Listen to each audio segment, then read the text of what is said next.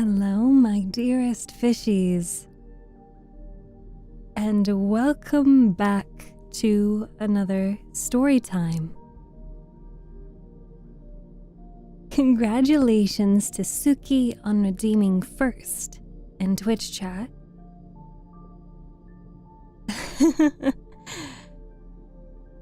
Thank you, Dova, for the hydrate. Special thank you to Harukin for 12 whole months. Thank you so much for supporting. For 1 whole year. What happened to the room? We're just trying out something new. Now something different happens when you use the command !lights or light. I don't remember which one it is. Sorry, there's something in my eye. Hello, me. Oh gosh, sorry. Oh, hi.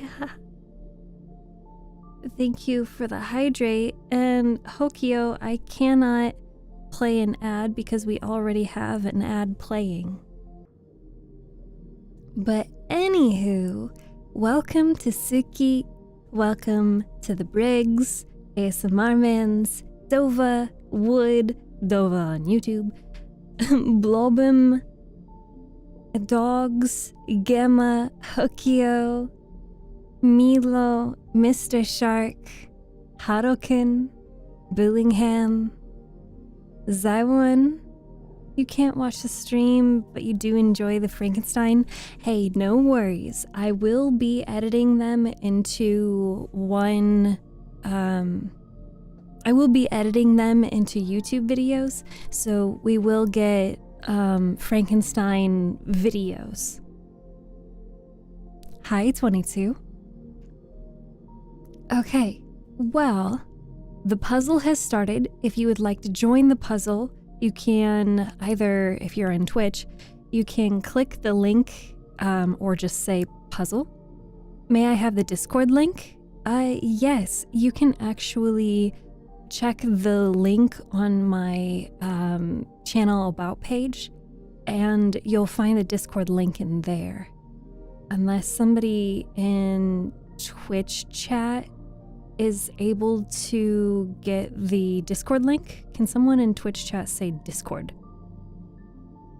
Let me see if perhaps I don't have a keyboard, so I'm unable to type.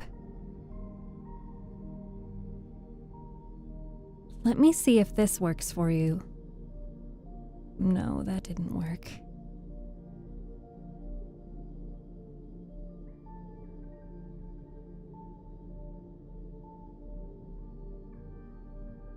There we go. Copy the link. I've downloaded every... Oh, really? Okay, here you go, Zywon.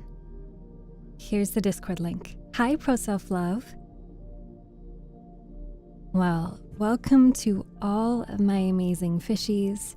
We are going to continue reading Frankenstein today. So...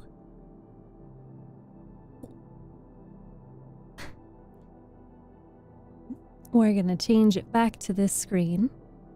Yes, there are fishies behind me. Why do you guys like hiding behind me?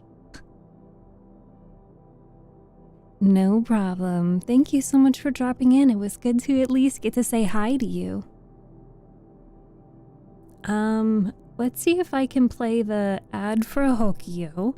So if you are not subscribed or you don't have Twitch Turbo, you will get a 30-second ad. Thanks to Hokio.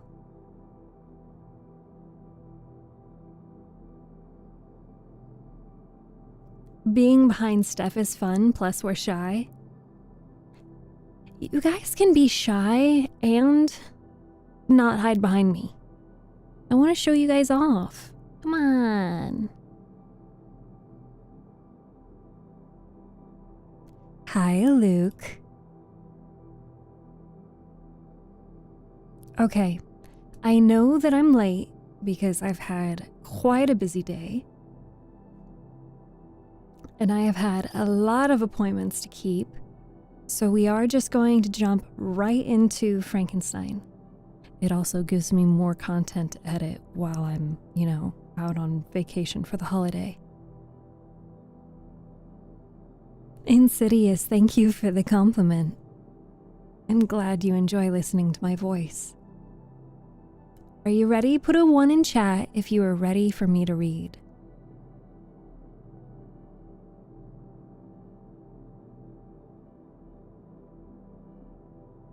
Hi, Patrick.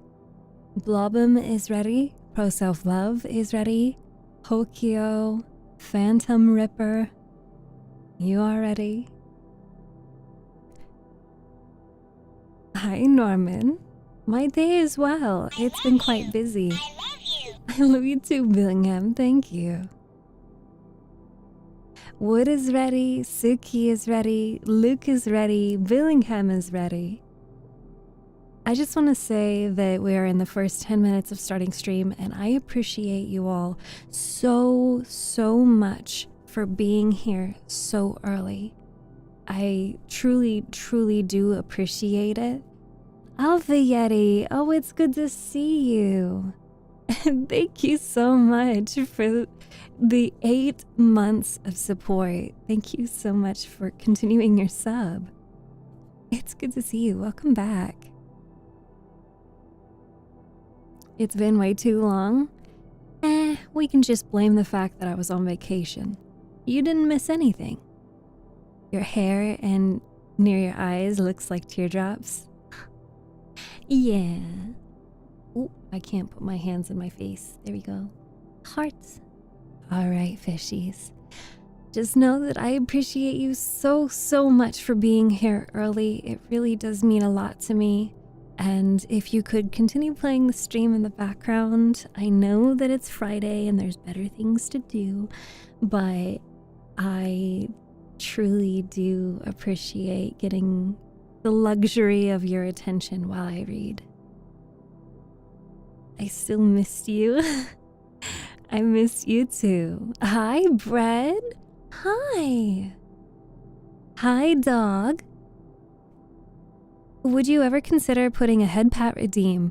Oh, Hokyo, you can ! Head pat, and you can give me a head pat. I unfortunately cannot give chat a head pat. Hi, GoTC. No better things to do for me.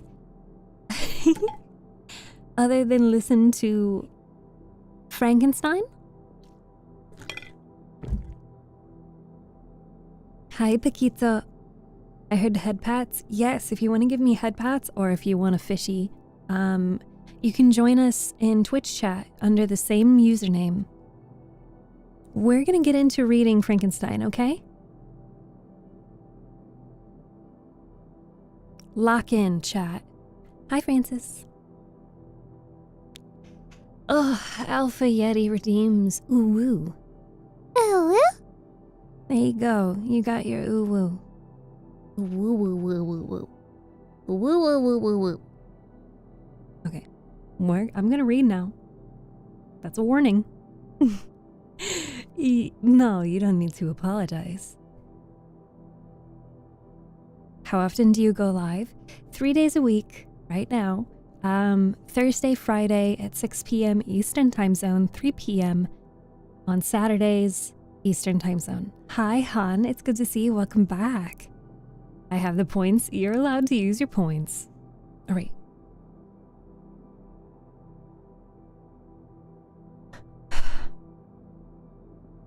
Chapter 8. We passed a few sad hours until 11 o'clock, when the trial was to commence. My father and the rest of the family being obliged to attend as witnesses, I accompanied them to the court. During the whole of this wretched mockery of justice, I suffered living torture. It was to be decided whether the result of my curiosity and lawless devices would cause the death of 2 of my fellow beings. One a smiling babe, full of innocence and joy. The other far more dreadfully murdered, with every aggravation of infamy that could make the murder memorable in horror. Justine also was a girl of merit and possessed qualities which promised to render her life happy. Now all was to be obliterated in an ignominious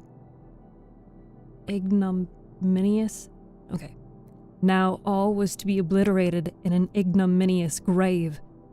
And I, the cause. 1,000 times rather would I have confessed myself guilty of the crime ascribed to Justine, but I was absent when it was committed, and such a declaration would have been considered as the ravings of a madman. It would not have exculpated.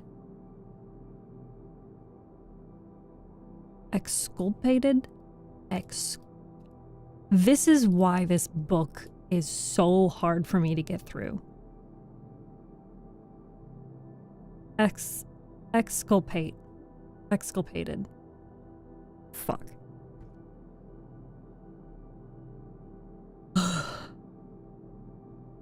And such a declaration would have been considered as the ravings of a madman, and would not have exculpated her who suffered through me. The appearance of Justine was calm. She was dressed in mourning, and her countenance, always engaging, was rendered by the solemnity of her feelings exquisitely beautiful. Yet she appeared confident in innocence and did not trouble, though gazed on and execrated by thousands. For all the kindness which her beauty might otherwise have excited was obliterated in the minds of the spectators by the imagination of the enormity she was supposed to have committed. She was tranquil, yet her tranquility was evidently constrained, and as her confusion had before been adduced as a proof of her guilt, she worked up her mind to an appearance of courage. When she entered the court, she threw her eyes round it and discovered quickly where we were seated.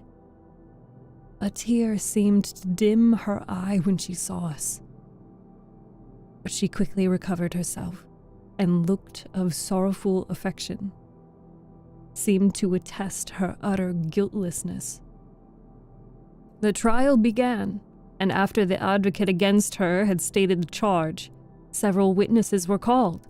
Several strange facts combined against her, which might have staggered anyone who had not such proof of her innocence as I had.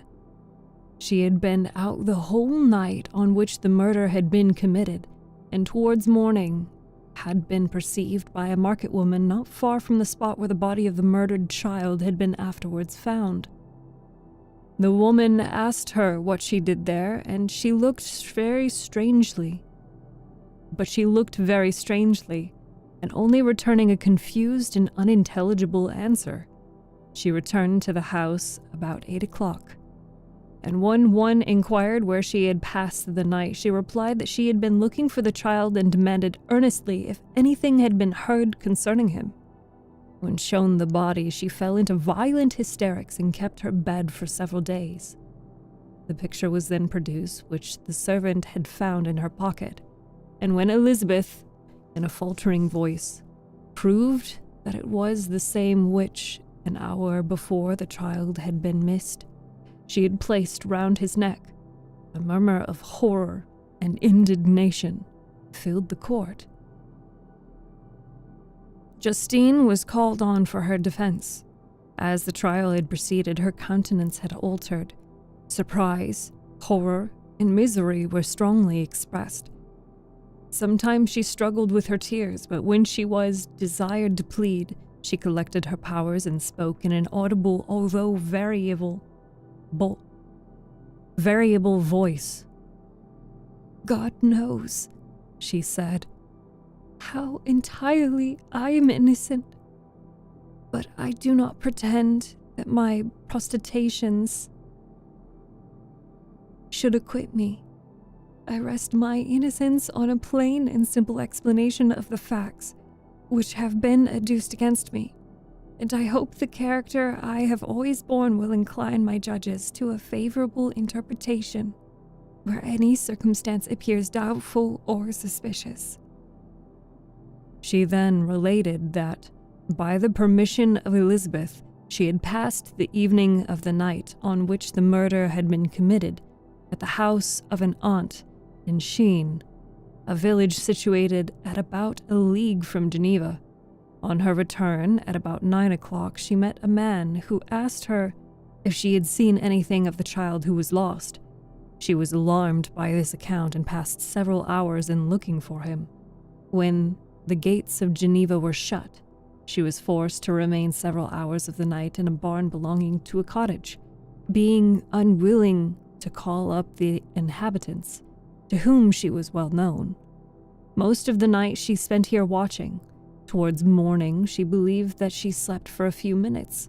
Some steps disturbed her, and she awoke. It was dawn, and she quitted her asylum that she might again endeavor to find my brother. If she had gone near the spot where his body lay, it was without her knowledge. That she had been bewildered when questioned by a market woman was not surprising, since she had passed a sleepless night and the fate of poor William was yet uncertain.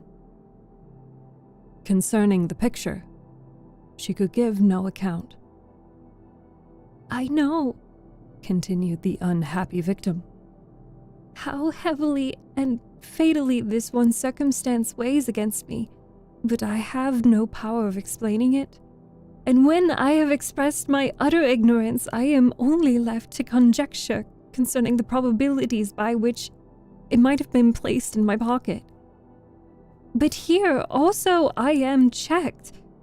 I believe that I have no enemy on earth, and none surely would have been so wicked as to destroy me wantonly. Did the murderer place it there? I know of no opportunity afforded him for so doing. Or, if I had any, why should he have stolen the jewel to part with it again so soon? I commit my cause to the justice of my judges, yet I see no room for hope. I beg permission to have a few witnesses examined concerning my character, and if their testimony shall not overweigh my supposed guilt, I must be condemned, although I would pledge my salvation on my innocence."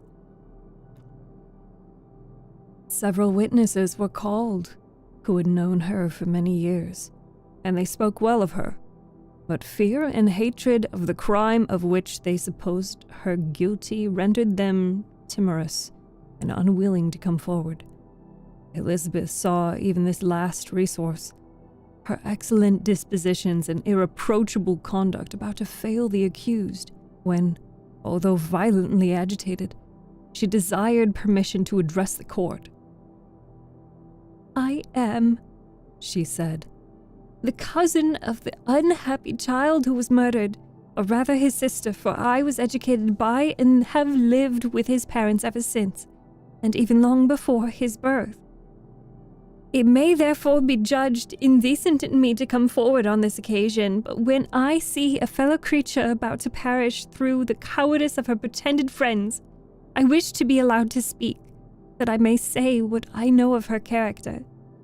I am well acquainted with the accused. I have lived in the same house with her, at one time for 5 and another for nearly 2 years.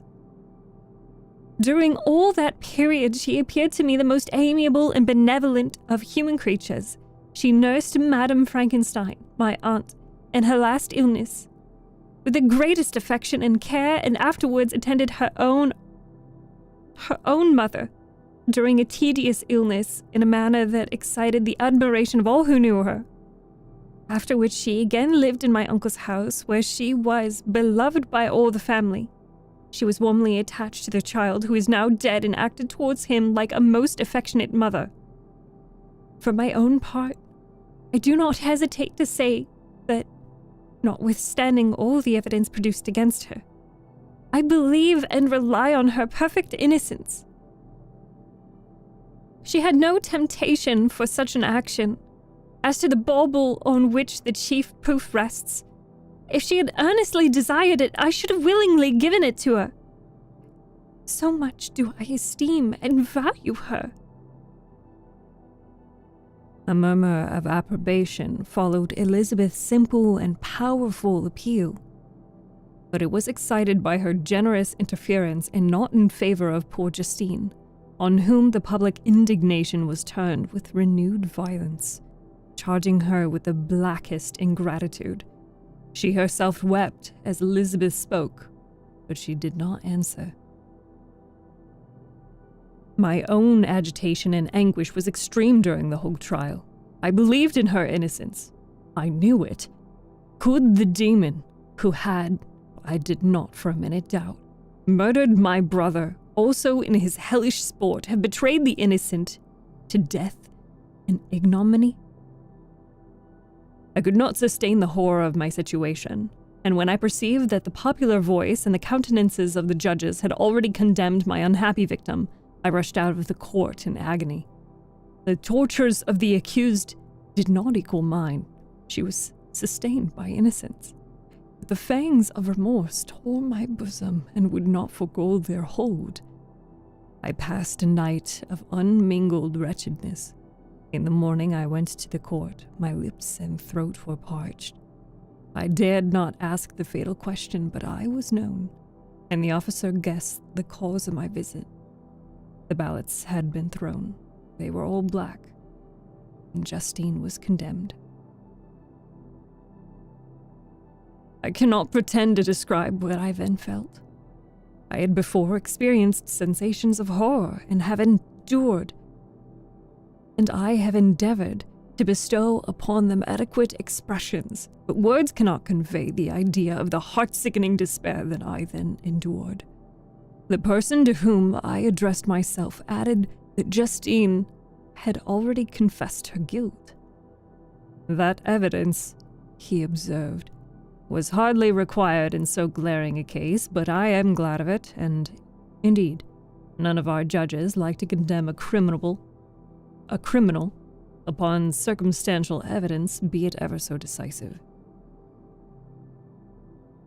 This was strange and unexpected intelligence.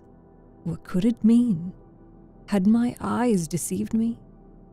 And was I really as mad as the whole world would believe me to be if I disclosed the object of my suspicions? I hastened to return home, and Elizabeth eagerly demanded the result. "My cousin," replied I. "It is decided, as you may have expected. All judges had rather that 10 innocent should suffer than that one guilty should escape. But she has confessed." This was a dire blow to poor Elizabeth, who had relied with firmness upon Justine's innocence. "Alas," said she, "how shall I ever again believe in human goodness? Justine, whom I loved and esteemed as my sister, how could she put on those smiles of innocence only to betray? Her mild eyes seemed incapable of severity or guile, and yet she has committed a murder." Soon after we heard that the poor victim had expressed a desire to see my cousin. My father wished her not to go, but said that he left it to her. Own judgment and feelings to decide. "Yes," said Elizabeth, "I will go, although she is guilty. And you, Victor, shall accompany me. I cannot go alone." The idea of this visit was torture to me, yet I could not refuse. We entered the gloomy prison chamber and beheld Justine sitting on some straw at the farther end. Her hands were monocled. Is that how you say that? Monocled. Wow. When I search a word, I don't know how to pronounce. Is there a website that I can go to get like pronunciations? Pronunciations.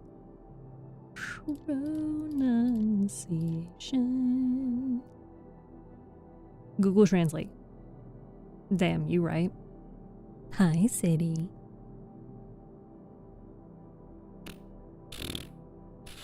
There's an option for a bot to say the word. Translate selection to English. Well, that didn't help. More tools. Read aloud. No, that doesn't work. Monocled. It's a funny word. Monocled.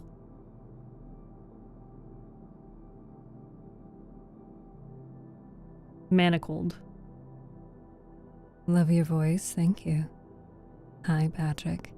Your model is cool and pretty and badass. Thank you. You're so kind. I can also do this. Hi. Manacled sounds even worse. I like monocled. Oh my goodness. Thank you all. Thank you, TikTok chat. Thank you so much for all of the gifts. Thank you, Patrick and Phantom Ripper and Justamary and 22 and Leviat Lynn. Thank you so much for all of the gifts. Thank you, thank you. Take my follow. Thank you, Coda. I had to read last names for 25 minutes last night and I said half of them wrong. Steph is bright? Oh, sorry. I'll fix that. Okay, well, I like monocled. Because I don't feel like manacled is right. I don't like manacled. Am I sure about that? No, I'm not. Are you sure about that? No, thank you, Justina. I'm not sure about that. Manacled. Manacle. How the UK say it is not. Okay. Anyway, I go back to reading. Like 3/4 of them. Oh, it was for her work. I mean, yeah. Oh, I got something in my eyeball. Okay, sorry. Reading. Water.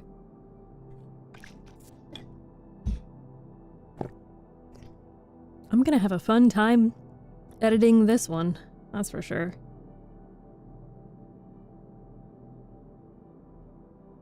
Blink, blink.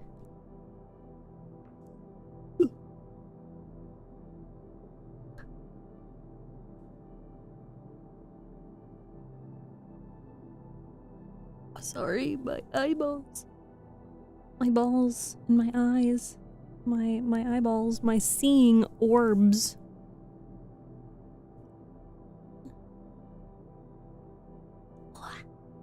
I got, I think I got hair in my eye.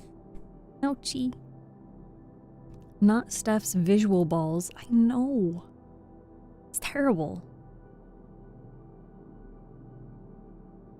Anxiety, I love that.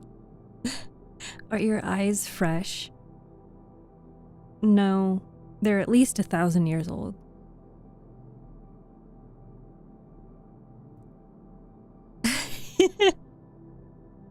I like that strategy, Bread. Also, anxiety, that's really cool. I like that. Maybe that should be the new raid message. It's just fish spinning at various speeds. Get fished. Anyway.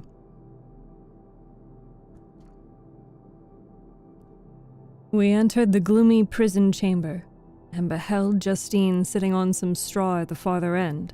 Her hands were manacled. Her hands were manacled. Her hands were manacled, and her head rested on her knees. She rose on seeing us enter, and when we were left alone with her, she threw herself at the feet of Elizabeth.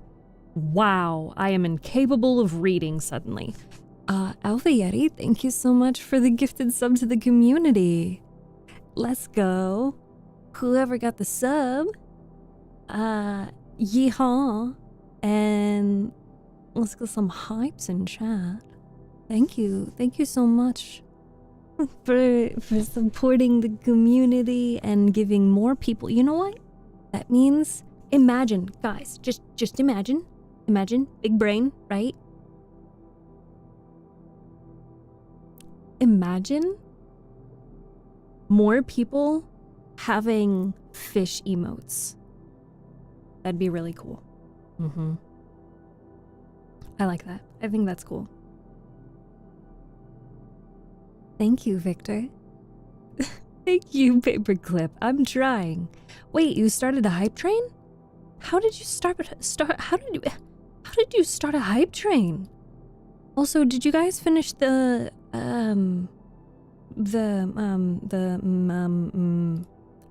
puzzle? Wow, I had a grip on reading, and I guess that grip got slippery. What a time to come into stream. I apologize. I'm gonna read. Hi, Chaos. I'm enjoying the book. I'm glad you're enjoying, Norman.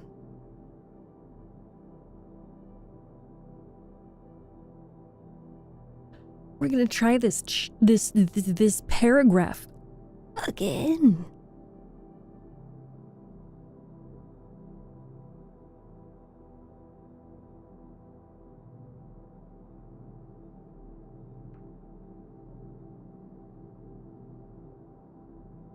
Hi, Jojo. Welcome. Haruken, what do you mean by that? What do you mean by that? I'm gonna get food? Food sounds good. I should also get food. At some point. Maybe. I have consumed one meal today.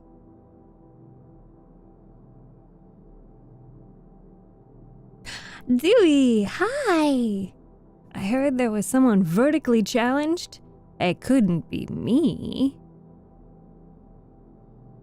Blubum, thank you so much for gifting a sub to the community. Thank you, thank you, thank you. You guys are so awesome. More people get fish emotes. We're turning everyone on Twitch into a fish. They don't have an option.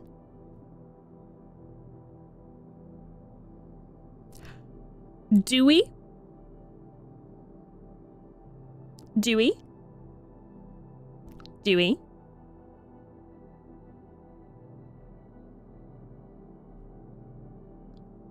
Who are you calling short?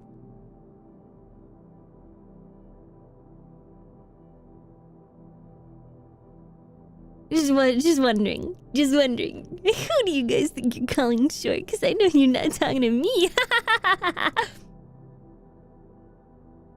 Right? You wouldn't call me that. You wouldn't call me short. Right?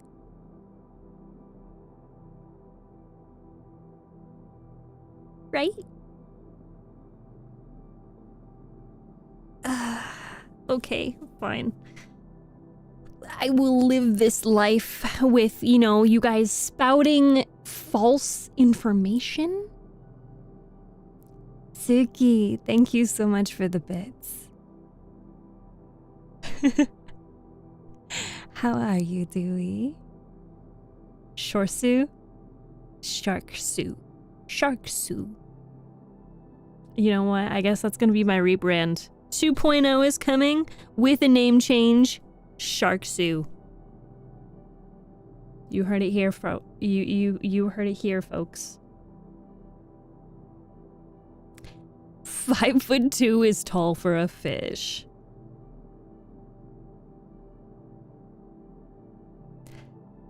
I will give you that. And only that. Are you trying to say that you are a tall fish? Should I order Chipotle? Yes.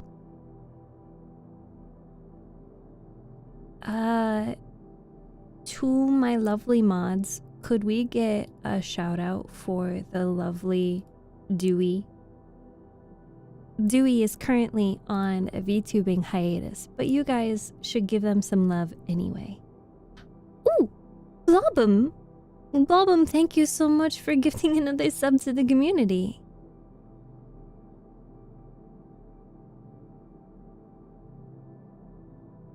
Thank you. Can I fall asleep to this? Of course you can.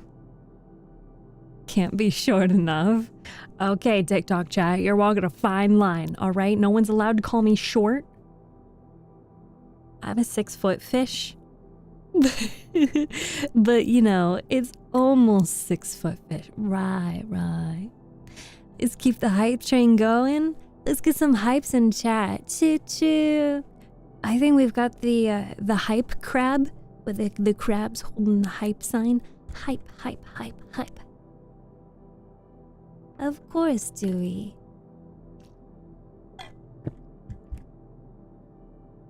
I hope that you feel loved and appreciated today.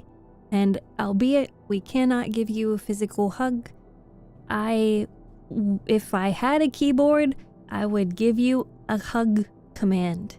A command hug. StephTsu. Yes, not choo-choo, it's StephTsu. That's cute. I like it. I wish Steph streamed later so I could listen to her when I go to bed, even though I watch the tubes when I sleep. Did you get a model upgrade? No, I didn't, J-Dog. This is the same model. You guys can just see it easier. Me when fish. I love my fishies. Yes, it's the same Steph as usual. Crazy. Oh, right, we were reading. Manacled? Manacled.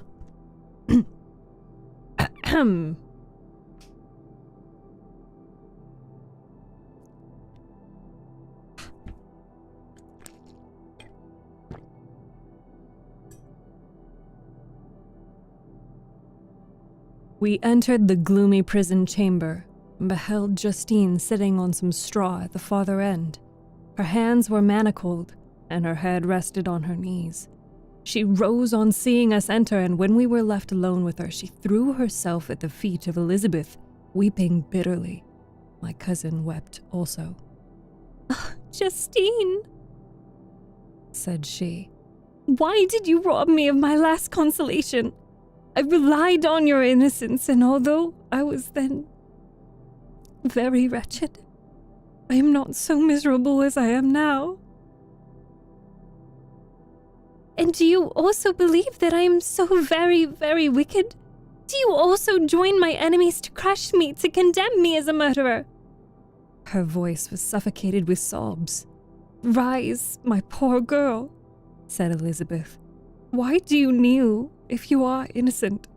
I am not one of your enemies. I believed you guiltless, notwithstanding every evidence, until I heard that you had yourself declared your guilt. That report, you say, is false. And be assured, dear Justine, that nothing can shake my confidence in you for a moment but your own confession.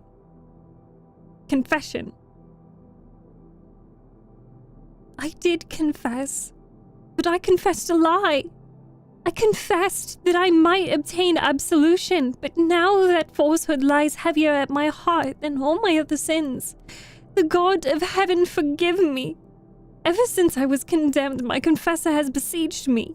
He threatened and menaced until I almost began to think that I was the monster that he said I was. He threatened excommunication and hellfire in my last moments if I continued obdurate. Dear lady, I had none to support me. All looked on me as a wretched doomed to ignominy and perdition. What could I do? In an evil hour, I subscribed to lie, and now only am I truly miserable. She paused, weeping, and then continued. I thought with horror, my sweet lady, that you should believe your Justine, whom your blessed aunt had so highly honored, and whom you loved, was a creature capable of crime, which none but the devil himself could have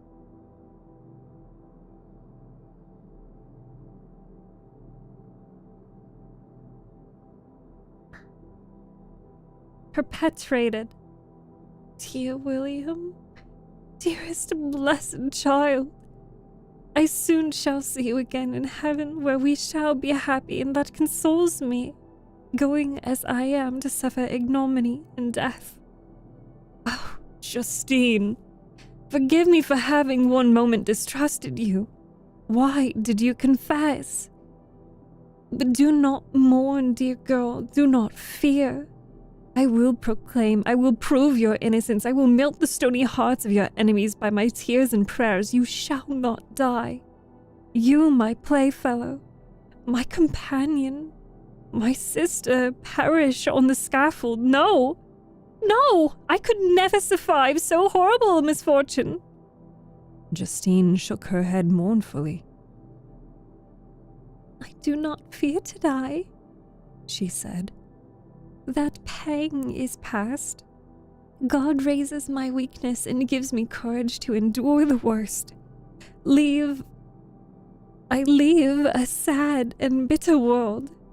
And if you remember me and think of me as of one unjustly condemned, I am resigned to the fate awaiting me. Learn from me, dear lady, to submit in patience to the will of heaven. During this conversation, I had retired to a corner of the prison room, where I could conceal the horrid anguish that possessed me. Despair! Who dared talk of that? The poor victim, who on the morrow was to pass the awful boundary between life and death, felt not as I did. Such deep and bitter agony. I gnashed my teeth and ground them together, uttering a groan that came from my inmost soul. Justine started, but when she saw who it was, she approached me and said, Dear sir, you are very kind to visit me. You, I hope, do not believe that I am guilty? I could not answer. No, Justine, said Elizabeth. He is more convinced of your innocence than I was, for even when he heard that you had confessed, he did not credit it. I truly thank him. In these last moments, I feel the sincerest gratitude toward those who think of me with kindness. How sweet is the affection of others to such a wretch as I am. It removes more than half of my misfortune, and I feel as if I could die in peace now that my innocence is acknowledged by you, my dear lady, and your cousin. Thus the poor sufferer tried to comfort others and herself. She indeed gained the resignation she desired, but I, the true murderer, felt the never-dying worm alive in my bosom, which allowed of no hope or consolation. Elizabeth also wept and was unhappy, but hers also was the misery of innocence, which, like a cloud that passes over the fair moon, for a while hides but cannot tarnish its brightness. Anguish and despair had penetrated into the core of my heart. I bore a hell within me which nothing could extinguish. We stayed several hours with Justine, and it was with great difficulty that Elizabeth could tear herself away. I wish, cried she, that I were to die with you. I cannot live in this world of misery. Justine assumed an air of cheerfulness, while she with difficulty repressed her bitter tears. She embraced Elizabeth and said in a voice of half-suppressed emotion, Farewell, sweet lady. Farewell, sleep lady. Fuck! I keep messing it up. Ugh. Thank you, Wolf, for the resub. 9 months. Thank you, thank you, thank you. Farewell, sweet lady. Dearest Elizabeth, my beloved and only friend. May heaven in its bounty bless and preserve you. May this be the last misfortune you will ever suffer. Live and be happy and make others so. And on the morrow, Justine died. Elizabeth's heart-rending eloquence failed to move the judges from their settled conviction in the criminality of the saintly sufferer. My passionate and indignant appeals were lost upon them, and when I received their cold answers and heard the harsh, unfeeling reasoning of these men, my proposed avowal died away on my lips. Thus, I might proclaim myself a madman, but not revoke the sentence passed upon my wretched victim. She perished on the scaffold as a murderess. From the tortures of my own heart, I turned to contemplate the deep and voiceless grief of my Elizabeth. This also was my doing, and my father's woe, and the desolation of that late so smiling home, all was the work of my thrice accursed hands. Ye weep, unhappy ones, but these are not your last tears. Again shall you raise the funeral wail, and the sound of your lamentations shall again and again be heard. Frankenstein, your son, your kinsman, your early, much-loved friend, he who would spend each vital drop of blood for your sakes, who has not thought nor sense of joy except as it is mirrored also in your dear countenances, who would fill the air with blessings and spend his life in serving you. He bids you weep, to shed countless tears, happy beyond his hopes, if thus inexorable fate he satisfied, and if the destruction pause before the peace of the grave have succeeded your sad torments. Thus spoke to my prophetic soul, as, torn by remorse, horror, and despair, I beheld those I loved spend vain sorrow upon the graves of William and Justine, the first hapless victims of my unhallowed arts.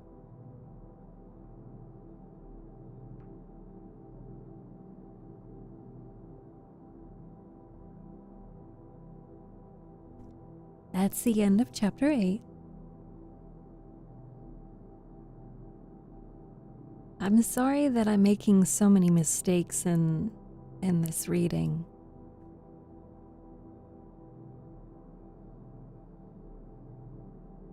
But I do hope that you are at least enjoying.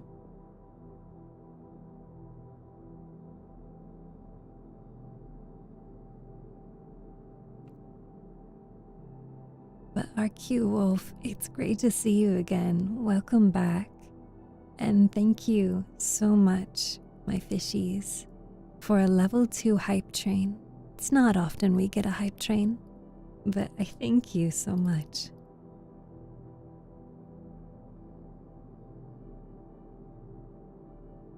Hi, Chris. I'm enjoying every moment of this. I'm glad you enjoy it. Hi, Real Girl Scare Me. We've started a new puzzle for my puzzle goers. It's enjoyable. It's good to see you progress your reading. It's certainly difficult to get into a rhythm of narrating and break the rhythm at the same time, you know? I don't want to just speak in a predictable pattern, but I also want to tell the story in a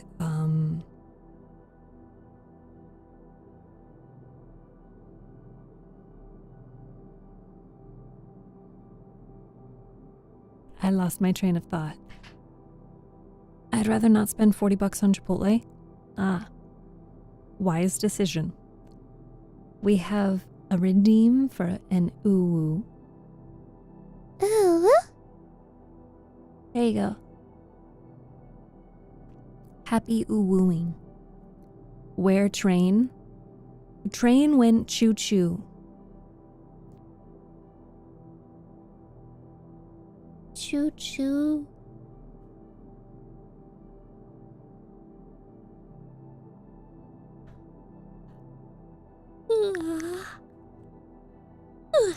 StephTsu. Yeah. I like that. That's cute. And then we still have another hour left of stream. So maybe I like the slight accent when you do the character voices. Thank you, Pineapple. Because the book was written in 1818, it's hard to read this without, some form of a posh British, if that's what you would call it.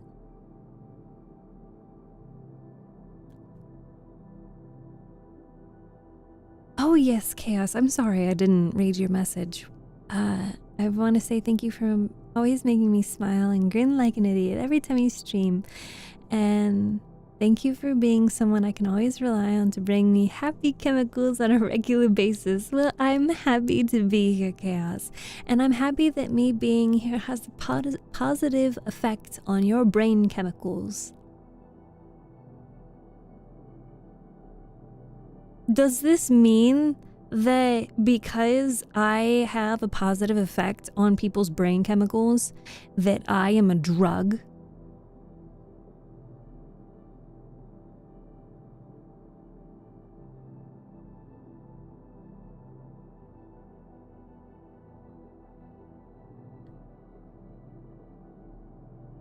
Yay! I'm a drug. Drugs? Drugs? Drugs? Drugs? Anybody know that vine? Please tell me you know that vine. What is it? Dewey, what is that? Is that a different form of brain rot? Steph is the best drug here on the internet. Proceeds to get kicked off of Twitch for saying the word drugs. Drugs? What's Vine? Oh, my heart. I know I'm like thousands of years old, but come on.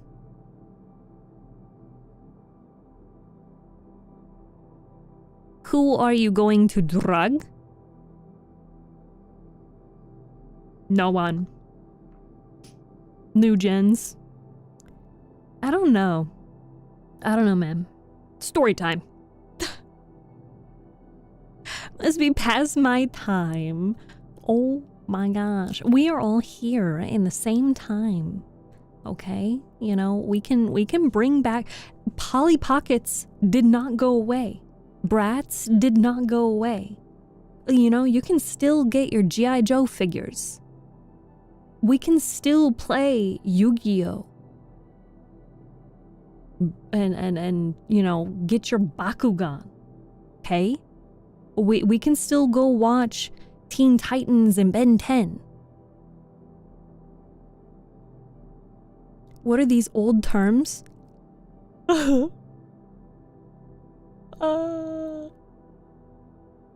Crazy work. I'm definitely not trolling you all. I've never known you to troll, Dewey. You've never been a troll. Bakugan is a crazy throwback. Yu-Gi-Oh! Can we still eat pumpkin pie? Yeah. You sounded like the deep down, I still love you. But do I though?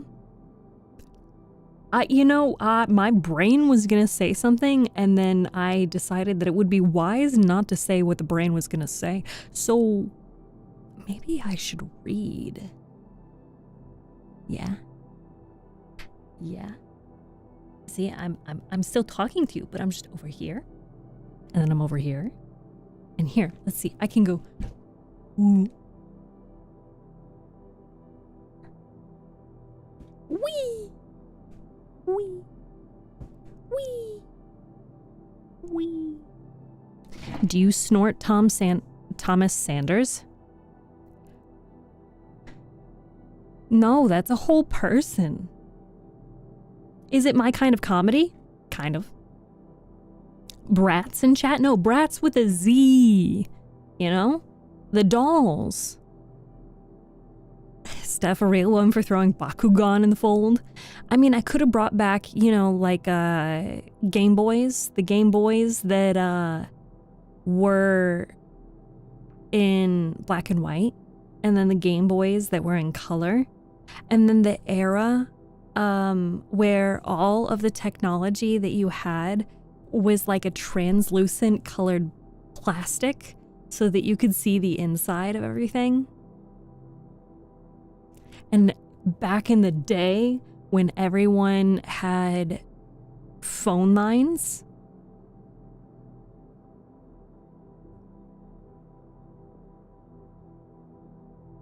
my brat is a doll for sure.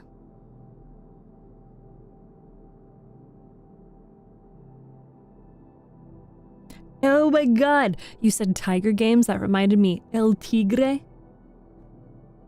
El Tigre? Let's not go back to ancient times. Oh, you guys don't remember dial-up? Did you not play hours and hours of checkers because you didn't have internet?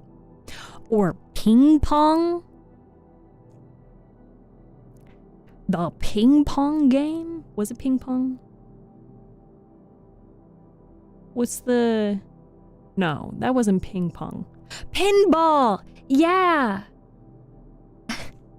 Reaper's Delight, thank you so much for subscribing. Thank you, thank you, thank you. Heads up, we do have an ad playing in just a minute. It is a 3-minute ad. It's not very likely that it will actually play because we are in the ASMR category. How am I supposed to know what these things are except from old 90s movies? I mean 70s movies? Is that really old? If anybody wants a nerdy show to watch, Halt and Catch Fire. Beep, beep, beep, beep, beep, beep, beep, beep. TikTok doing their stupid bullshit. There we go. Chris, thank you so much for the gift. Thank you, thank you, thank you. Hi, Steph, how are you? I am good. I am great, fantastic, doing wonderful, happy to be here. How are you? I need a pinball machine in my life. You know what? Why did Windows move away from having space pinball as an offline game? I love that so much. Do you guys remember back? Nope. Never mind. Never mind. We can reminisce some more later. I am going to continue reading Frankenstein. I'm glad that you're doing good, Reaper's Delight. And if you're chilling, then hopefully my reading can help you stay relaxed. Yeah, remember when you didn't need a Microsoft account? Back in the day when you didn't need an account to play Minecraft? God forbid I just want to play Minecraft. No, we're not going to continue reminiscing. Oh, believe me, I could keep going. Would anyone be interested in doing a community movie on Sunday? Definitely born in the 90s. Modern single-player games. My favorite Game Boy games. Shrek. Barbie. Like that, I had one Game Boy game that was Shrek and one Game Boy game that was Barbie. How do you do movie on here? We do a movie on Discord. So if you'd like to join the Discord server, you'll get notified for whatever you choose to be notified for. But if you would like to be a movie watcher in the Discord, you will get pinged whenever we want to have movies. So maybe we'll do a movie on Sunday. Never read Frankenstein, so this will be interesting. We are on chapter 9, and there's 22 chapters. Chaos, I don't know what movie we'll choose. No, Shami, I don't know that. Remember that Game Boy that had SpongeBob episodes on a card? Yes, Discord for the movie. We can talk about that in the Discord server. But I just wanted to, ask, it's a movie? Really? Is it an acronym that you're talking about? We can talk about what movie we want to decide on in the Discord, but I just wanted to get your guys' thoughts on, Sunday movie time. Yeah, Reaper. I did see that, and I'm very interested in it. Could we watch the longest, most meaningless movie in the world? I have not heard of this, and I don't know about that. Maybe. All right, let's get back to reading. Lock in, chat.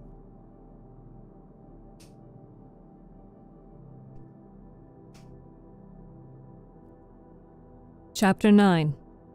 Nothing is more painful to the human mind than, after the feelings have been worked up by a quick succession of events, the dead calmness of inaction and certainty, which follows and deprives the soul both of hope and fear. Justine died. She rested, and I was alive. The blood flowed freely in my veins, but a weight of despair and remorse pressed on my heart which nothing could remove.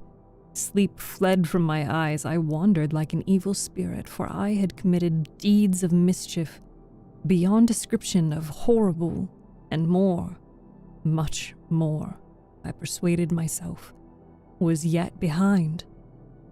Yet my heart overflowed with kindness and the love of virtue.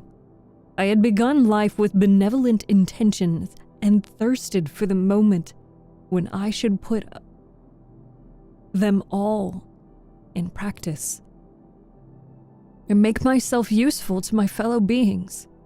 Now, all was blasted. Instead of that serenity of conscience which allowed me to look back upon the past with self-satisfaction, and from thence to gather promise of new hopes, I was seized by remorse and the sense of guilt which hurried me away to a hell of intense tortures, such as no language could describe. This state of mind preyed upon my health, which had perhaps never entirely recovered from the first shock it had sustained. I shunned the face of man. All sound of joy and complacency was torture to me. Solitude was my only consolation. Deep, dark, death-like solitude. My father observed with pain the alteration perceptible in my disposition and habits, and endeavored, by arguments deduced from the feelings of his serene, conscious, and guiltless life, to inspire me with fortitude and awaken in me the courage to dispel the dark cloud which brooded over me. "Do you think, Victor," said he, "that I do not suffer also?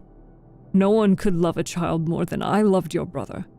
Tears came into his eyes as he spoke. "But it is not a duty to the survivors that we should refrain from augmenting their unhappiness by an appearance of immoderate grief. It is also a duty owed to yourself, for excessive sorrow prevents improvement or enjoyment, or even the discharge of daily usefulness, without which no man is fit for society." This advice, although good, was totally inapplicable to my case. I should have been the first to hide my grief and console my friends if remorse had not mingled its bitterness and terror, its alarm, with my other sensations. Now I could only answer my father with a look of despair, endeavored to hide myself from his view. About this time we retired to our house in Bellerive. This change was particularly agreeable to me. The shutting of the gates regularly at 10 o'clock and the impossibility of remaining on the lake after that hour had rendered our residence within the walls of Geneva very irksome to me. I was now free. Often after the rest of the family had retired for the night, I took the boat and passed many hours upon the water.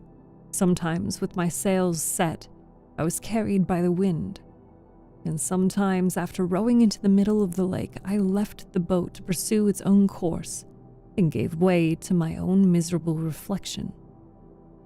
I was often tempted, when all was at peace around me, and I the only unquiet thing that wandered restless in a scene so beautiful and heavenly. If I except some bat or the frogs whose harsh and interrupted croaking was heard only when I approached the shore, often, I say, I was tempted to plunge into the silent lake, that the waters might close over me and my calamities forever. But I was restrained when I thought of the heroic and suffering Elizabeth, whom I tenderly loved, and whose existence was bound up in mine. I thought also of my father and surviving brother. Should I, by my base desertion, leave them exposed and unprotected to the malice of the fiend whom I had let loose among them? At these moments I wept bitterly and wished that peace would revisit my mind, only that I might afford them consolation and happiness. But that could not be. Remorse extinguished every hope. I had been the author of unalterable evils, and I lived in daily fear lest the monster whom I had created should penetrate some new wickedness. I had an obscure feeling that all was not over and that he would still commit some signal crime, which by its enormity should also efface the recollection of the past. There was always scope for fear so long as anything I love remained behind. My abhorrence of this fiend cannot be conceived. When I thought of him, I gnashed my teeth, my eyes became inflamed, and I ardently wished to extinguish that life which I had so thoughtlessly bestowed. When I reflected on his crimes and malice, my hatred and revenge burst all bounds of moderation.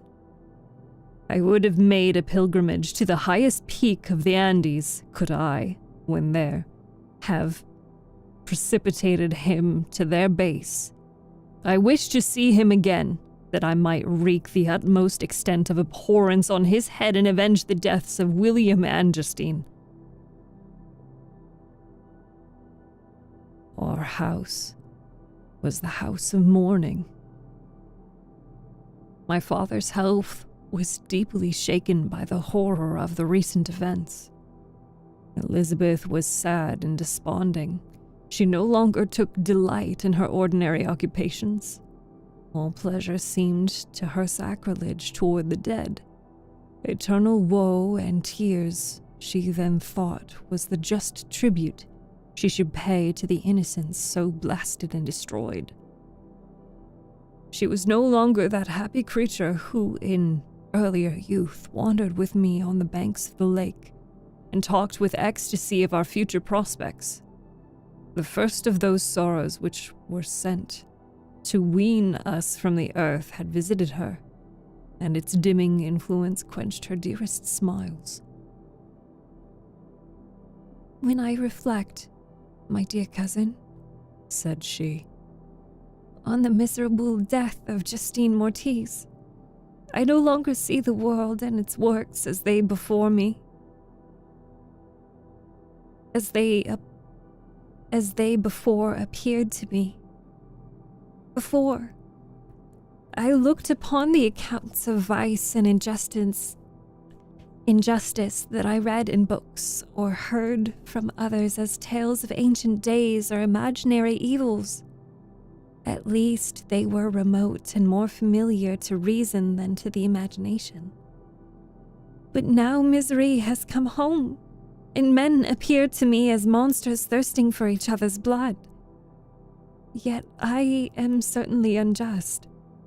Everybody believed that poor girl to be guilty. And if she could have committed the crime for which she suffered, assuredly, she would have been the most depraved of human creatures. For the sake of a few jewels to have murdered the son of her benefactor and friend, a child whom she had nursed from its birth, and appeared to love as if it had been her own.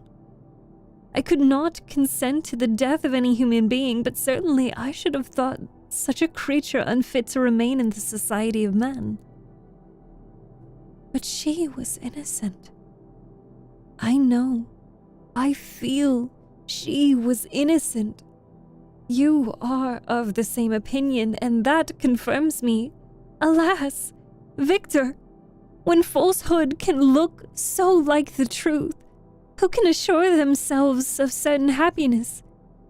I feel as if I were walking on the edge of a precipice, towards which thousands are crowding and endeavoring to plunge me into the abyss. William and Justine were assassinated, and the murderer escapes. He walks about the world free, and perhaps respected. But even if I were condemned to suffer on the scaffold for the same crimes, I would not change places with such a wretch. I listened to this discourse with the extremest agony. I, not in deed, but in effect, was the true murderer. Elizabeth read my anguish in my countenance and kindly taking my hand said, "My dearest friend, you must calm yourself. These events have affected me, God knows how deeply. But I am not so wretched as you are. There is an expression of despair and sometimes of revenge in your countenance that makes me tremble. Dear Victor, banish these dark passions. Remember the friends around you who centre all their hopes in you. Have we lost the power to render you happy?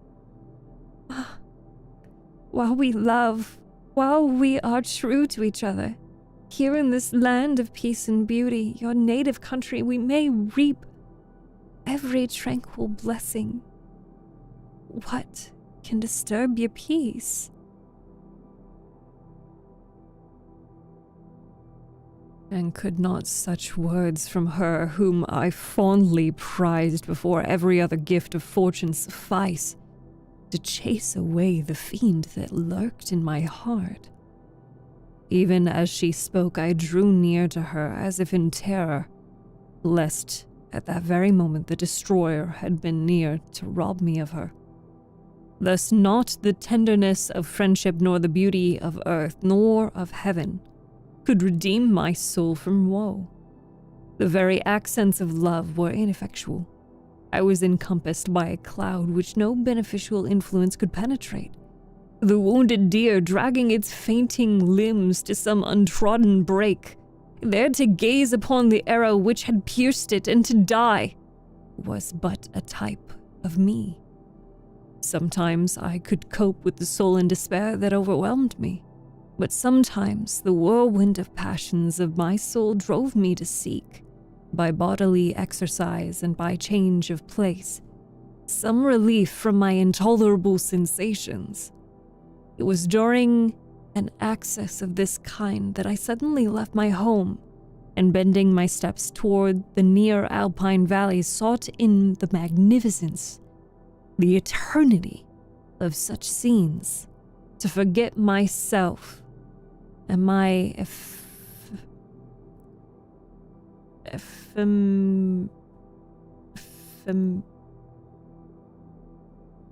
ephemeral, to forget myself and my ephemeral, because human sorrows.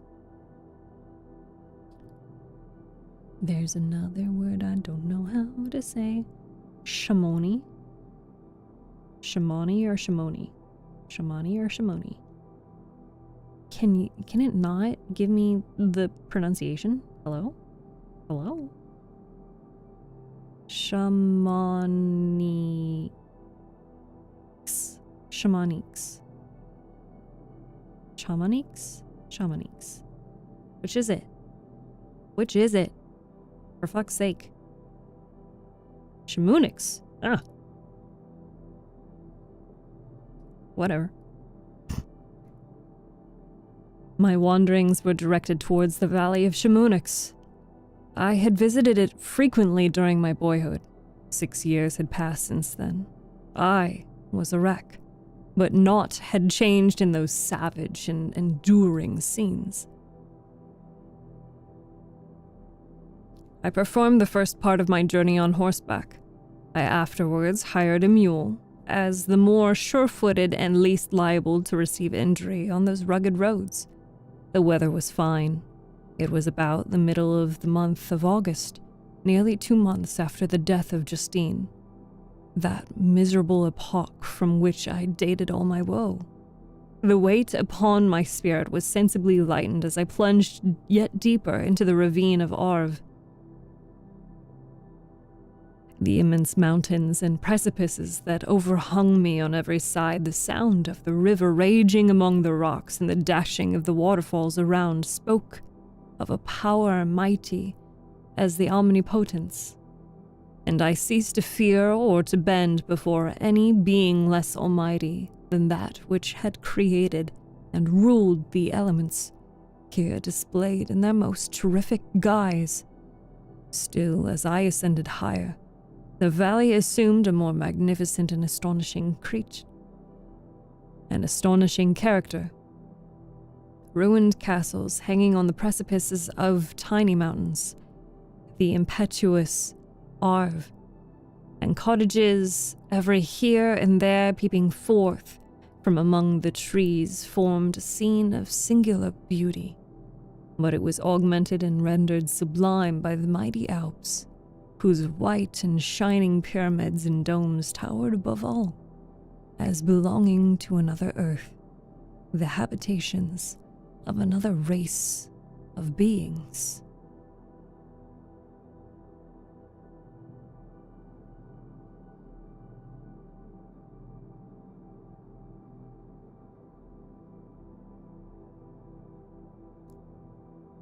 There's another word I don't know how to say. Pelissier. Cool. I passed the bridge of Pelissier, where the ravine, which the river forms, opened before me, and I began to ascend that mountain that overhangs it. Soon after, I entered the valley of Chamonix.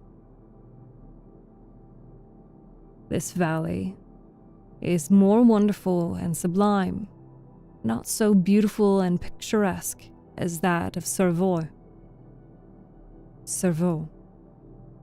through which I had just passed.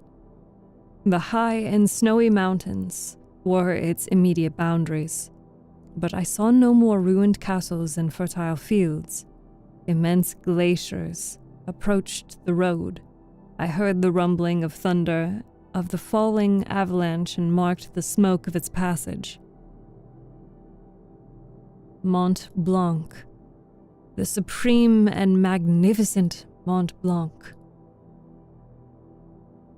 raised itself from the surrounding aiguille, and its tremendous dome overlooked the valley. A tingling, long-lost sense of pleasure often came across me during this journey.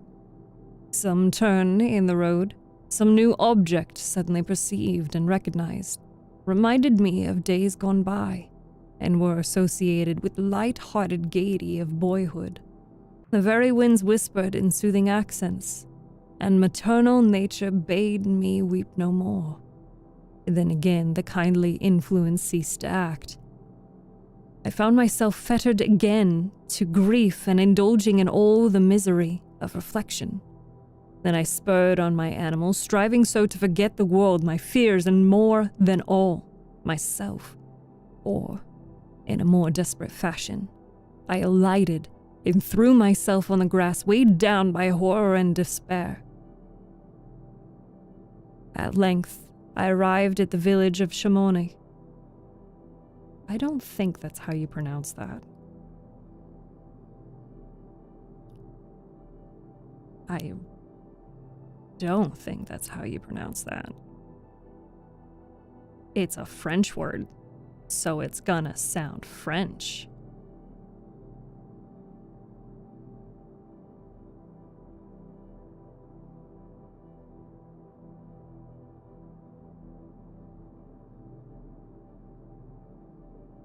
Chamonix. Okay. At length I arrived at the village of Chamonix. Exhaustion succeeded to the extreme fatigue, both of body and of mind, which I had endured. For a short space of time, I remained at the window, watching the pallid lightnings that played above Mount Blanc, and listening to the rushing of the Arve, which pursued its noisy way beneath. The same lulling sounds acted as a lullaby to my too keen sensations. When I placed my head upon my pillow, sleep crept over me. I felt it as it came and blessed the giver of oblivion.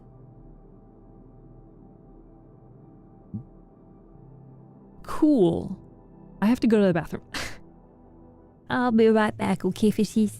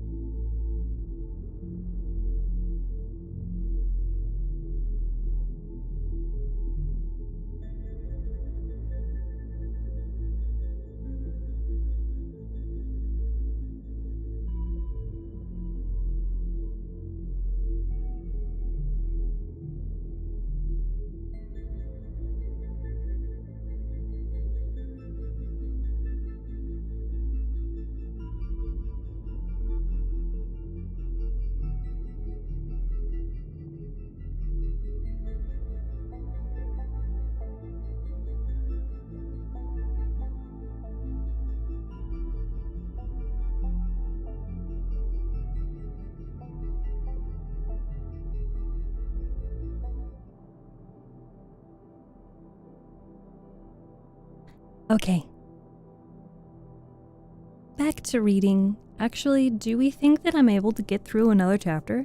I mean, it would be great if we could get through another chapter.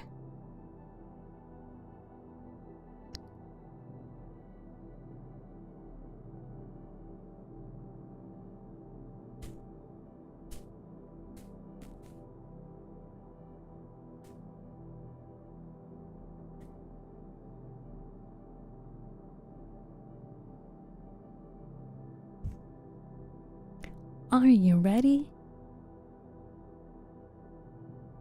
Have you finished another puzzle? I always gotta check because sometimes you guys don't tell me. Okay, the puzzle is 26% done. Do you guys think you can finish the puzzle in the next 30 minutes? Ooh. Steph is giving you a challenge? Gasp.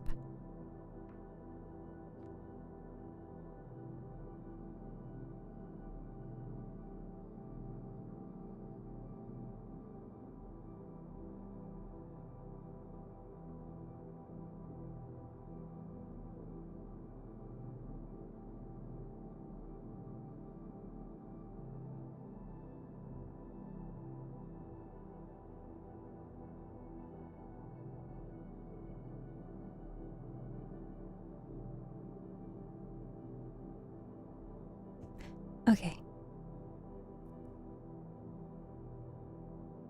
Just checking. We've got all this, all that, and then TikTok chat. One more. You're solo on the puzzle? I believe in you. Okay, how do I pronounce this? French word. How do I pronounce it though? Arve. Arveon? Arveri. I don't. Is it just really too difficult for. Is it really too difficult for this to just. What's the word? If I knew how to pronounce it, I'd be able to tell you.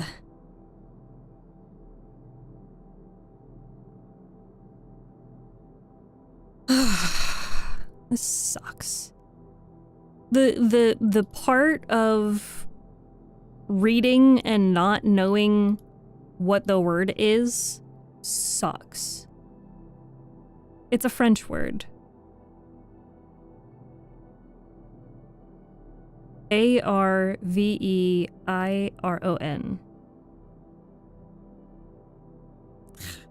It's a French word.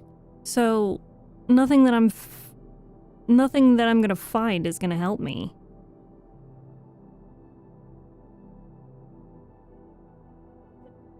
Blobum is French.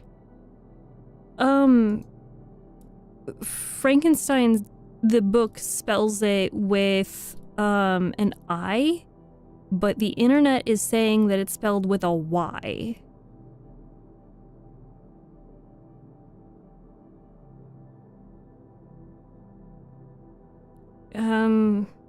And I hate having to pull up a YouTube video. And I also hate the fact that, like, so much of my reading, I hate that it's not going to be correct for, like, the cost, you know, the viewer's experience. Like, how many people are going to listen to one of my recordings and they're gonna, like, just quit because they're like, oh my god, they said this word wrong. And then I'm just like, oh, please come back. Like, how many people are actually going to listen to my reading of Jane Eyre, knowing that once they discover that I said Jane Eyre wrong the entire book.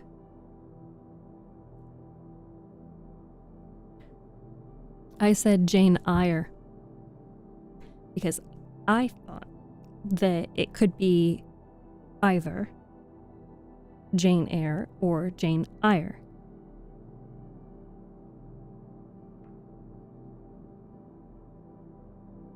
Averum. I send the following to Averum. Okay. I'm trying to skip ahead to see, like, okay, where's the next word that I'm not gonna know? Averon? Arveron.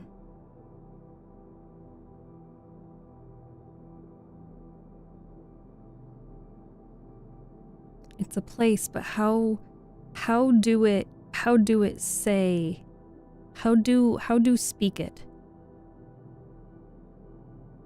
Oh, but I'm spending so much time deliberating. I'd still listen, I can't pronounce words ever. Well, thank you for your confidence. Both Zoditron and Suki. 07, thank you. The 07 of respect. Averon. Averon? Okay. Hi, Chris.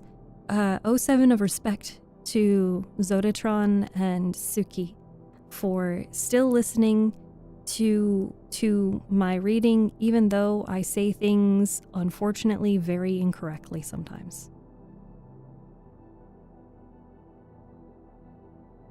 I went to a steakhouse, so I'm late. Oh, steak.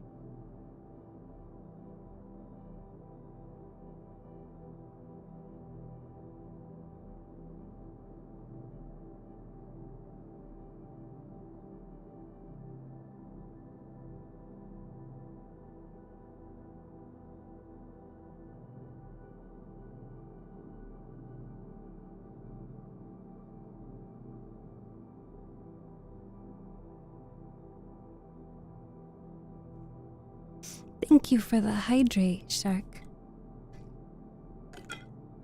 Puzzle. There you go. Hi, Snake. Alright, I'm gonna lock in. Your reading voice makes up for it 10 times over. You think so? Oh.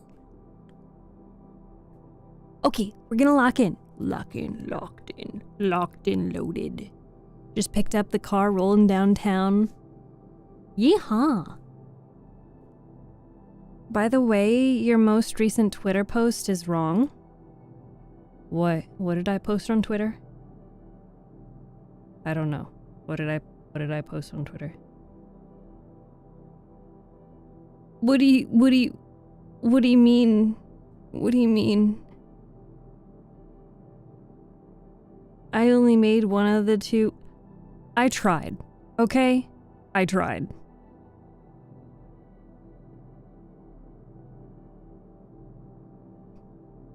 I yapped to my parents for like 30 minutes. At least your parents will listen.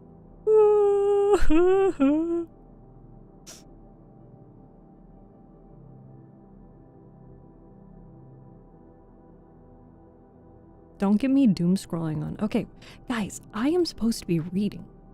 I am distracted. And that's gonna make people not want to listen to me. Whoever made the other meme, sue her. Sue is literally my last name. Come on. We gonna tussle. We'll tussle in the courts. You'll listen? Thank you. Alright. Lock in.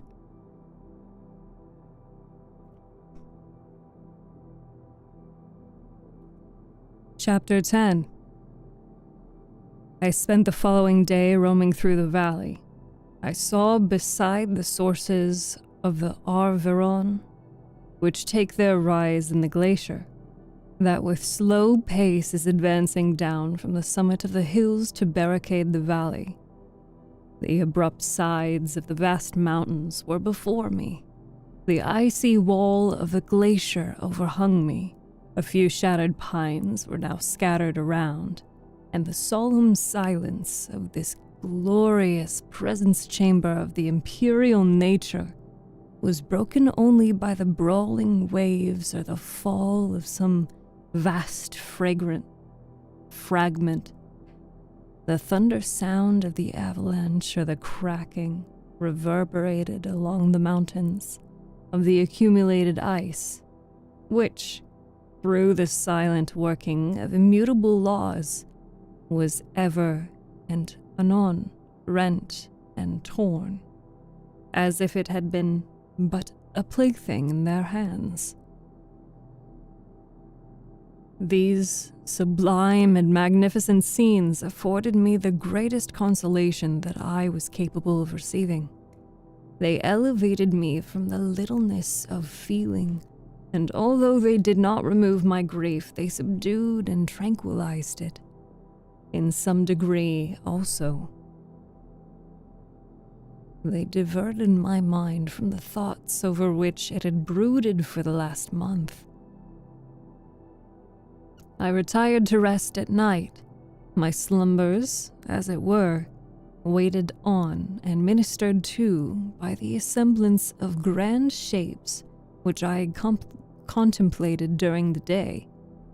They congregated around me, the unstained snowy mountaintop, the glittering pinnacle, the pine woods, and ragged bare ravine, the eagle soaring amidst the clouds.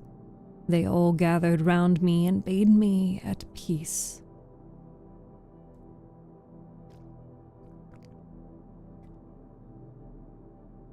Where they had fled, bade me be at peace. Where had they fled when the next morning I awoke? All of the soul-inspiring fled with sleep, and dark melancholy clouded every thought. The rain was pouring in torrents, and thick mists hid the summits of the mountains, so that I even saw not the faces of those mighty friends. Still, I would penetrate their misty veil and seek them into their cloudy retreats. What were rain and storm to me? My mule was brought to the door, and I resolved to ascend the summit of Montevert. I remembered the effect that view of the tremendous and ever-moving glacier had produced upon my mind when I first saw it. It had then filled me with a sublime ecstasy that gave wings to the soul and allowed it to soar from the obscure world to light and joy.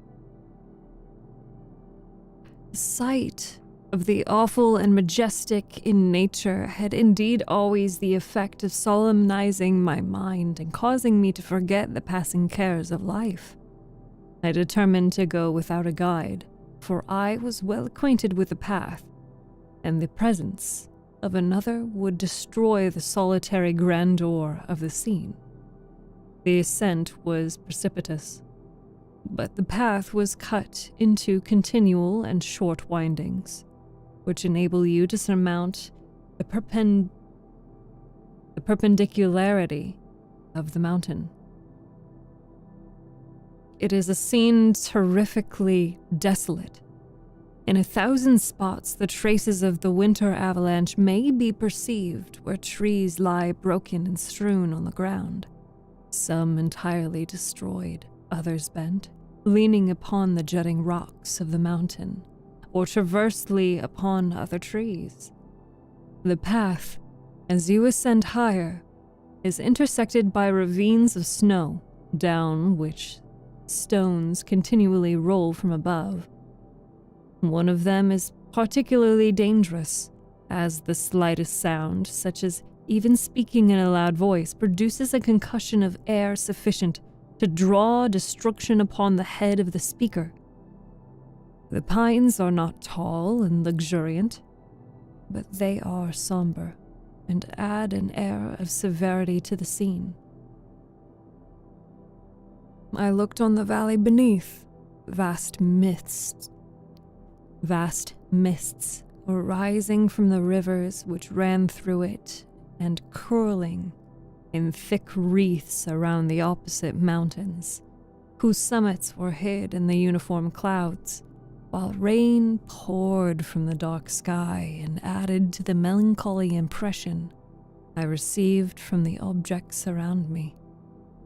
Alas, why does man boast of sensibilities superior to those apparent in the brute? It only renders them more necessary beings. If our impulses were confined to hunger, thirst, and desire, we might be nearly free. But now we are moved by every wind that blows and a chance word or scene that that word may convey to us. We rest. A dream has power to poison sleep. We rise. One wandering thought pollutes the day. We feel, conceive, or reason, laugh or weep, embrace fond woe or cast our cares away. It is the same, for be it joy or sorrow, the path of its departure still is free. Man's yesterday may ne'er be like his morrow. Naught may endure but mutability. It was nearly noon when I arrived at the top of the ascent. For some time I sat upon the rock that overlooks the sea of ice. A mist covered both that and the surrounding mountains. Presently, a breeze dissipated the cloud, and I descended upon the glacier. The surface is very uneven, rising like the waves of a troubled sea, descending low and interspersed by rifts that sink deep. The field of ice is almost a league in width, but I spent nearly 2 hours crossing it. The opposite mountain is a bare perpendicular rock. From the side where I now stood, Montanvert was exactly opposite, at the distance of a league, and above it rose Mont Blanc in awful majesty. I remained in a recess of the rock, gazing on this wonderful and stupendous scene. The sea, or rather the vast river of ice, wound among its dependent mountains, whose aerial summits hung over its recesses. Their icy and glittering peaks shone in the sunlight over the clouds. My heart, which was before sorrowful, now swelled with something like joy. I exclaimed, "Wandering spirits, if indeed ye wander, and do not rest in your narrow beds, allow me this faint happiness, or take me as your companion away from the joys of life." As I said this, I suddenly beheld the figure of a man at some distance, advancing towards me with superhuman speed. He bounded over the crevices in the ice, among which I had walked with caution. His stature also, as he approached, seemed to exceed that of a man. I was troubled. A mist came over my eyes, and I felt a faintness seize me, but I was quickly restored by a cold gale of the mountains. I perceived, as the shape came nearer, sight tremendous and abhorred, that it was the wretch whom I had created. I trembled with rage and horror, resolving to await his approach and then close with him in mortal combat. He approached. His countenance bespoke bitter anguish, combined with disdain and malignity, while its unearthly ugliness rendered it almost too horrible for human eyes. But I scarcely observed this. Rage and hatred had, at first, deprived me of utterance, and I recovered only to overwhelm him with words expressive of furious detestation and contempt. "Devil!" I exclaimed. "Dare you approach me? And do not you fear the fierce vengeance of my arm raked on your miserable head. Begone, vile insect, or rather stay, that I may trample you to dust. And oh, that I could, with the extinction of your miserable existence, restore those victims whom you have so diabolically murdered. I expected this reception, said the demon. All men hate the wretched. How then must I be hated, who am miserable beyond all living things, yet you, my creator, detest and spurn me, thy creature, to whom thou art bound by ties only dissoluble by the annihilation of one of us. You purpose to kill me. How dare you sport thus with life? Do your duty towards me, and I will do mine towards you and the rest of mankind. If you will comply with my conditions, I will leave them and you at peace. And if you refuse, I will glut the maw of death until it be satiated with the blood of your remaining friends. Abhorred monster! Fiend thou art! The tortures of hell are too mild a vengeance for thy crimes, wretched devil! You reproach me with your creation. Come on, then, that I may extinguish the spark which I so negligently bestowed. My rage was without bounds. I sprang on him, impelled by all the feelings which can arm one being against the existence of another. He easily eluded me and said, "Be calm. I entreat you to hear me before you give vent to your hatred on my devoted head. Have I not suffered enough that you seek to increase my misery? Life, although it may only be an accumulation of anguish, is dear to me, and I will defend it. Remember thou hast made me more powerful than thyself. My height is superior to thine, my joints more supple. But I will not be tempted to set myself in opposition to thee. I am thy creature, and I will even be mild and docile to my natural lord and king if thou wilt also perform thy part, the which thou owest me. Oh, Frankenstein, be not equitable to every other and trample upon me alone, to whom thy justice, and even thy clemency and affection is most due. Remember that I am thy creature.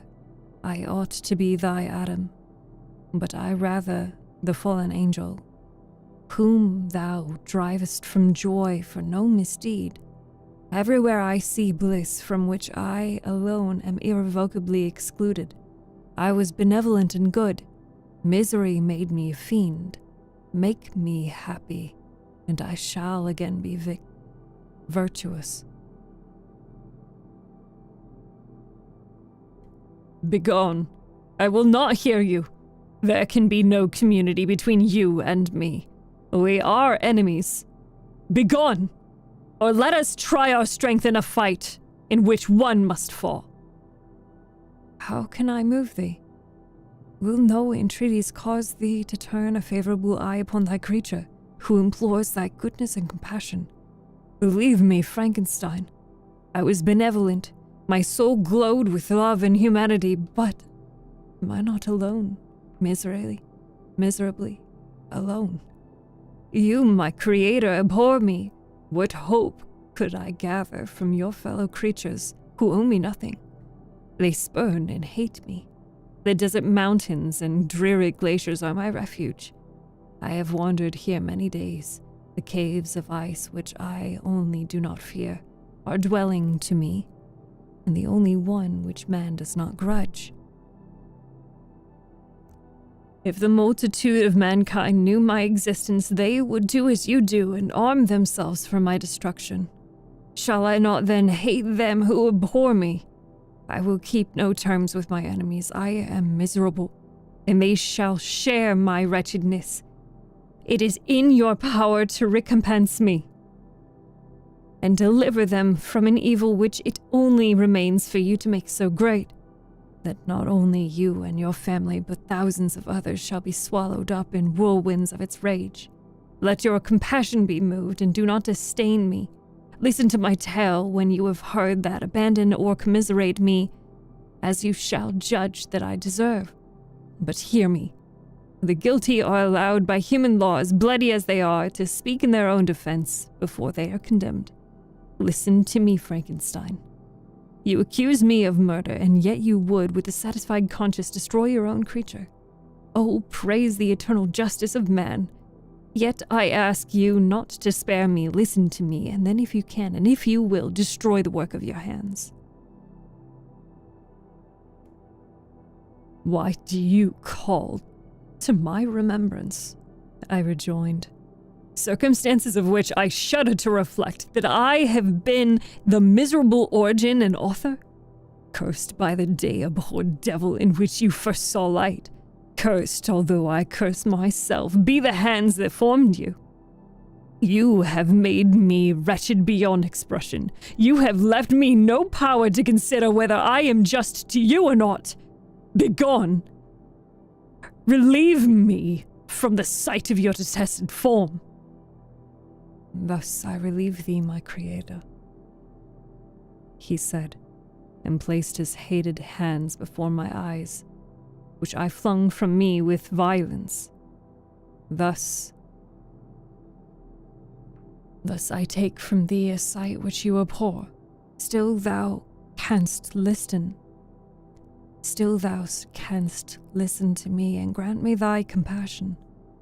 By the virtues that I once possessed, I demand this from you. Hear my tale. It is long and strange, and the temperature of this place is not fitting to your fine senses. Come to the hut upon the mountain. The sun is yet high in the heavens before it descends to hide thyself behind your snowy precipices and illuminate another world. You will have heard my story and can decide.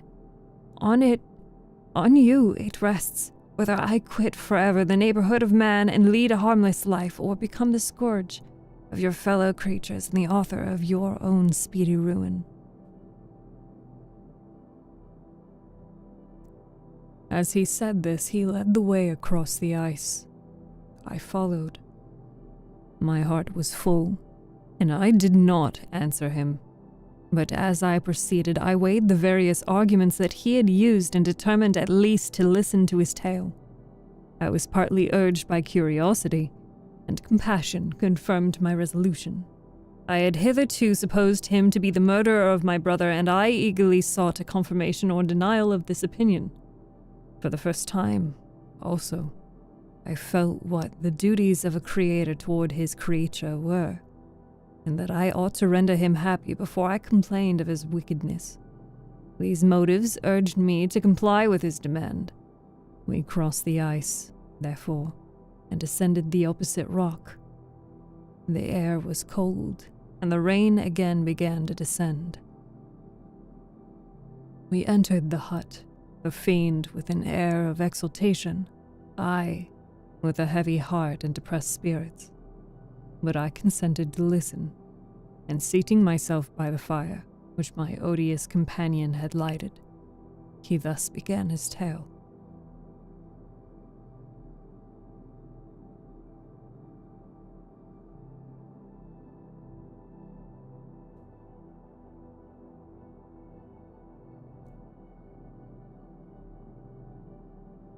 That is the end of chapter 10.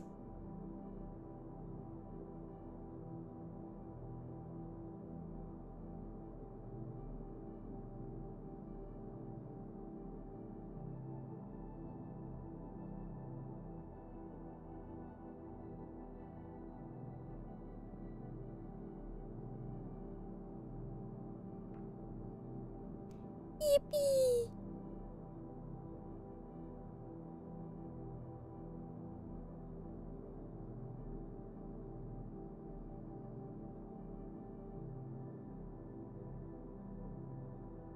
Oh, another big yawn. Sorry.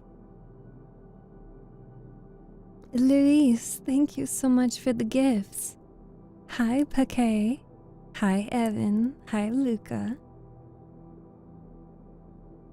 Well, you sleepy? I mean, I hope I'm sleepy. I I need to get more sleep.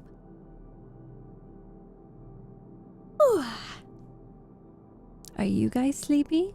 Chapter 11 with 2 minutes to go. I don't think I can read chapter 11 in 2 minutes. Oh my god. Oh, it's a long chapter. And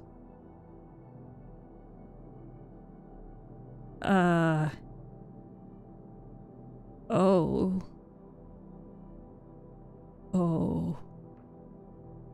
Okay. It's still going. Jesus Christ. He's still going. He's still going. He's still going. He's still going. Oh my god. Oh my god. Chapter 15. Okay.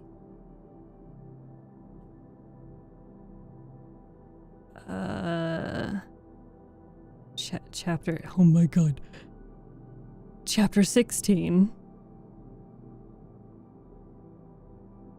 No, I'll be up all night. Are you driving? Also, Chris, thank you for the 10-day stream streak. Pro Self Love says that was the best 2 hours of my day. Oh, you guys make me feel so spoiled.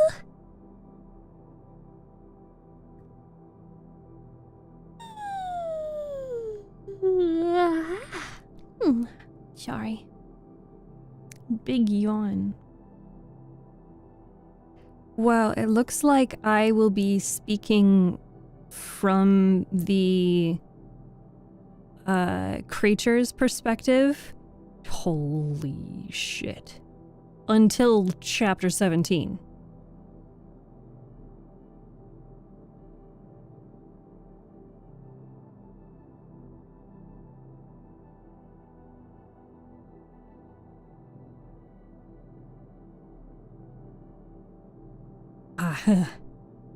I just realized, yes, you are a door. Yes, of course. Oh, God damn, I hate yawn. I hate yawning. Okay.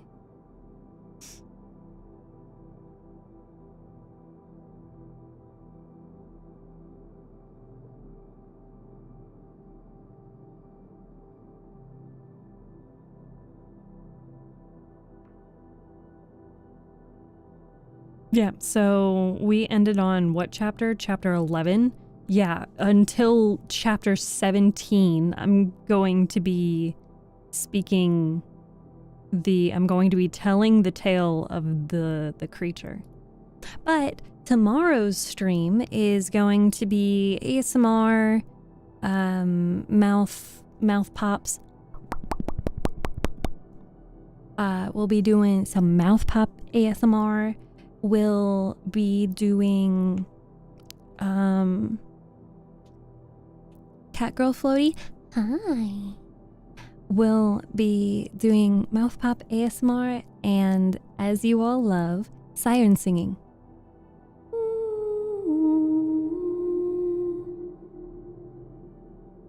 But, you know, like however long you guys want me to do the siren singing.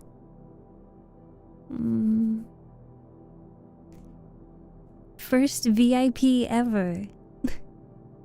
Congratulations on your VIP status. Let's see. We can raid out !raid and copy the raid message if you are not a subscriber. If you are a subscriber, I think it would be really cool to go in with the message that Anxieties put in chat with the fishies that swim in all directions. I think that's really cool. copy that message and we'll raid into someone who is also doing ASMR. I have not met this person before. I have not encountered this individual, so I will be new to their community. This is the part where we say our good nights, our goodbyes, and our see you tomorrows. I will be back again tomorrow at 3 p.m. Eastern Time Zone to do some ASMR, in which I will be doing mouth popping sounds, and we will be doing some siren singing. If you are watching on Twitch, we are going to raid out, so copy those raid messages depending if you are a subscriber or just a follower. That is okay. If you are not watching on Twitch, the stream is just going to end for you, but do not fret, do not worry. You can join the Discord server to get notified whenever I go live. You can check out the my beacons link, and you'll see Discord at the very top of the socials list. You will have to answer a couple of questions when you join the Discord server, of course. But you can also check out my YouTube videos. If you are unable to join stream whenever I'm streaming, that's okay too. I highly encourage and request and beg that you guys leave comments and likes on the videos, because it super duper really helps the YouTube algorithm push the content out to other people who might enjoy it. So leave the videos on in the background, or, listen to them while you work on something. They all help small creators like myself. So, without further ado, please drink your water, eat your food, take care of yourself, touch some grass, and be kind to yourself and others, and I will see you again tomorrow. Bye-bye.